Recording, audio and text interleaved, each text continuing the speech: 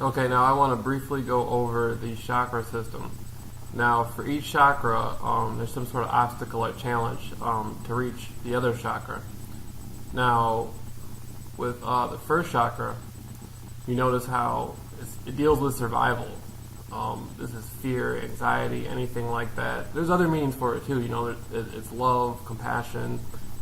But this chart right here just shows the obstacles basically you go through. So this deals with survival mainly, and it's blocked by fear. So now by going through fears and overcoming fears and facing fears and dealing with fears, you can surpass this chakra. You'll always still be working on it, but you'll be able to work on as you reach this challenge, reach this obstacle, overcome it. You'll be getting to go on to other chakras. Now, as you go to the second chakra, it deals with pleasure. Most people relate that to sexual pleasure, but this chakra is blocked by guilt.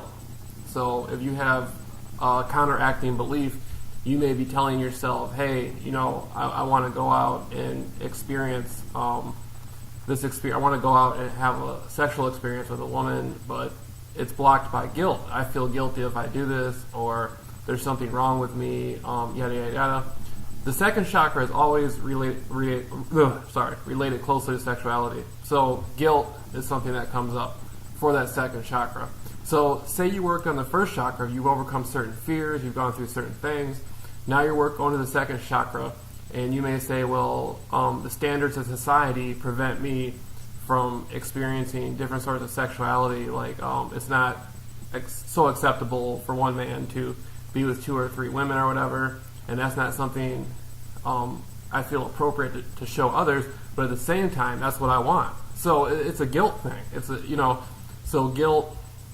That's just an analogy. But so guilt here. So say you overcome the fear, you overcome guilt, you go up to willpower. And willpower. Okay, so you want to go out, you want to accomplish something, you feel like you're struggling, and a lot of times people will sabotage their own success. They'll sabotage their own progress.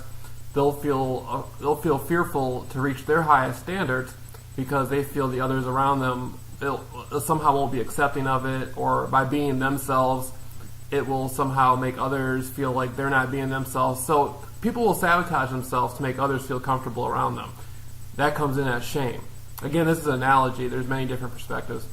But shame, okay, so you go through fear, guilt, shame. You've been working on these. Love.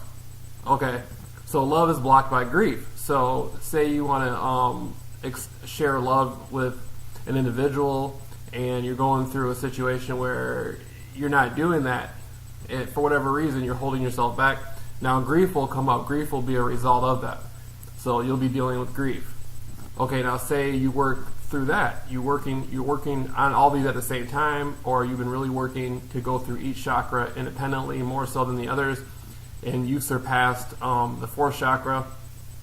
Now you're working on the fifth chakra, and the fifth chakra deals with truth, and truth is blocked by lies. So say you want to accomplish something in your life that's dealing with the truth. You want to be more expressive of the truth. You want to be able to express to people how you feel about yourself or something going on around you. That's the throat chakra. That's speaking out openly. It could be through music. It can be through song. It can be through simply discussing something with somebody. It can be more so a situation where you're a writer. You're writing a book. There's many different ways to accomplish this. So now you're openly working on speaking your truths. You're expressing them to individuals or openly to groups, however you may do so, depending on what the circumstance is. Each person's differently. Their truth is different. All truths are true. So just because it's your truth, it doesn't mean necessarily it's going to be anybody else's truth. Okay? Now, number 6. This deals with insight. This is the third eye. So you've gone through all the other chakras, or again, you're working on these independently at the same time, simultaneously, and you're working on expressing insight. You're expanding your third eye. You're saying, okay, I've worked on all the other chakras, I express my truth. Now the truth, when you project the energy out, now it's opening up your top 2 chakras. Insight. So now you have intuition, you're intuitive, you have abilities, psychic abilities. You can get into different sorts of channeling. You may be into different sorts of forms of divination for whatever reason, or you may just be somebody who can see through things. And so now, once you start working on that, and once you start working on your insights, following your path, trying to discover what it is there for you, seeing through things, and still working on the other chakras, still expressing truth, still working with love, still working with willpower, still working with pleasure, dealing with any fears you have. See, a fear can come up right here. The first chakra can come up right here. When you're working on this chakra, a fear can come up. So you're always working on the lower chakras.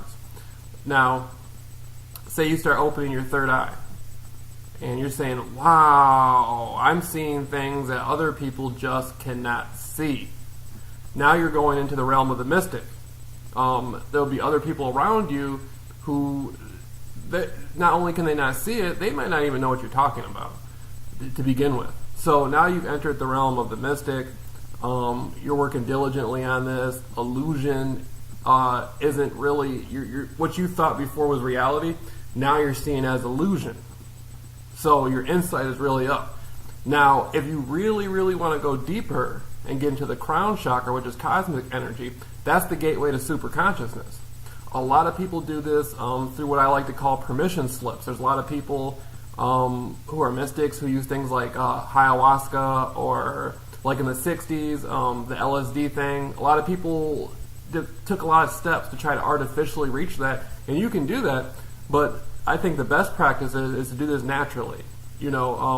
A drug is only something that's going to do it artificially for you. It's never really a real solution to your own abilities.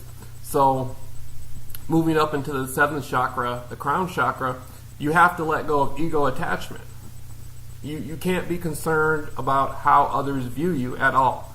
You can't say, I'm going to go out and I'm going to do these things, I'm going to set things up for people and help people, or I'm going to do something really creative and artistic, but I don't like how others perceive that, or I'm not getting the attention I need, or I don't feel the response I'm getting, I deserve more, I deserve better. You can't do that. You got to let go. You got to let go of ego attachment and have no expectation. You have to go into that with no expectation. The more expectation you have and the more you try to force the sort of reaction that you want, it's not only going to prevent you from entering that, but it might even disturb other chakras and create catastrophe in your life. It'll create real issues. Cosmic energy is really strong energy, and so you have to sort of be synchronistic and just go into it.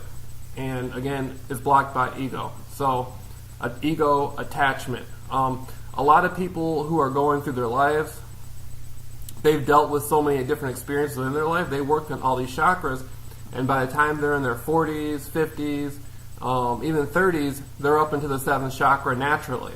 They may not be looking to do any sort of metaphysics, or they may not be looking to be some sort of mystic, or they might not really be as aware of spirituality, in a forward context, like something they're diligently working on. This might just be something that naturally gravitates to these chakras. They don't even have to know what a chakra is to be going in that direction, of course. So a lot of times people have midlife crises. They'll have a midlife crisis. They'll end up cheating on their spouse. They'll end up losing their job. They'll have like nervous breakdowns. They'll end up on drugs. As a result of not letting the ego go, of not working on these emotional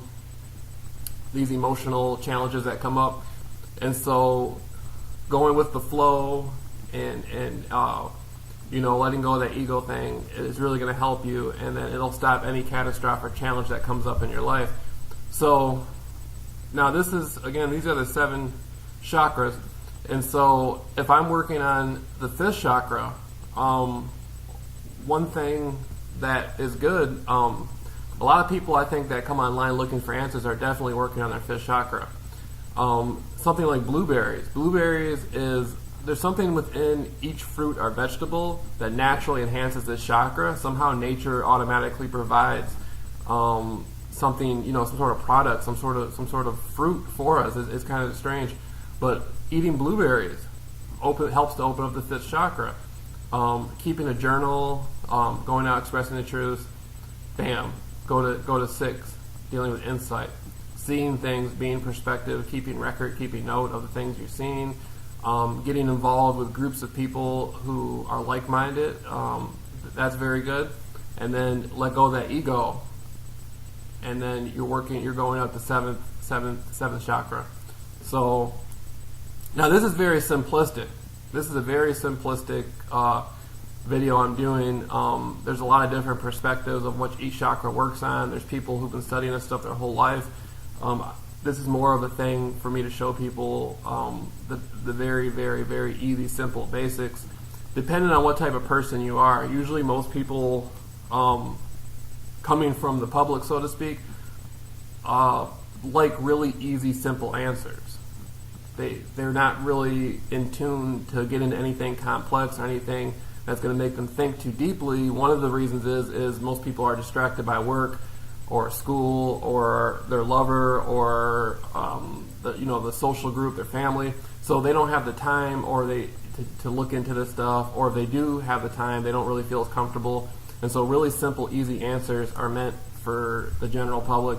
But if you're looking to get in depth into this, just go online and look at what other people have to say. There's a lot of different people out there who have a lot of good perspectives, and you can order books. You can go through Google Images and look at several different chakra charts and take notes. Keep like a basic journal as to where you're at in your life and what you've been experiencing and what you're going through. And this will help just about anybody. It's like the ultimate form of therapy, so to speak, for individuals.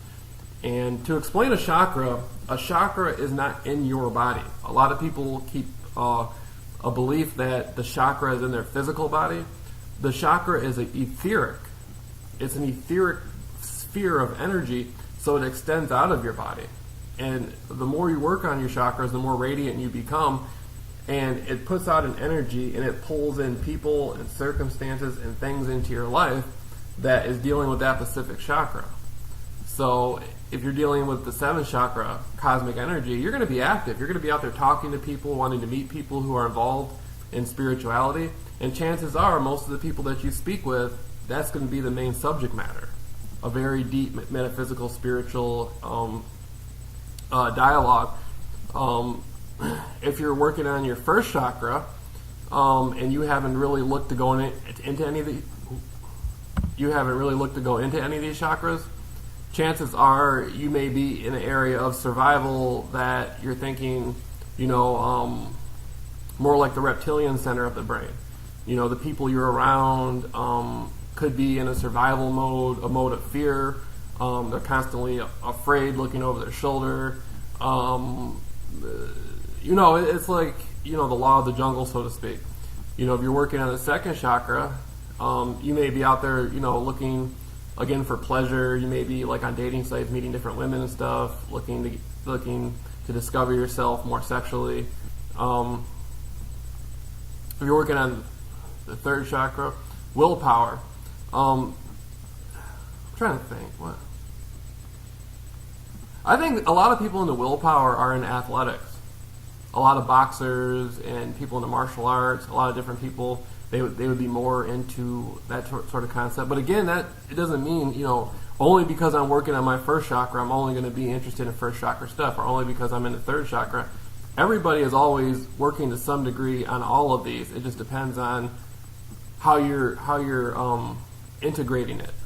Some people block these chakras out and they'll never go into it. They'll be so deep into the 1st chakra, they'll never really make it to the 4th chakra.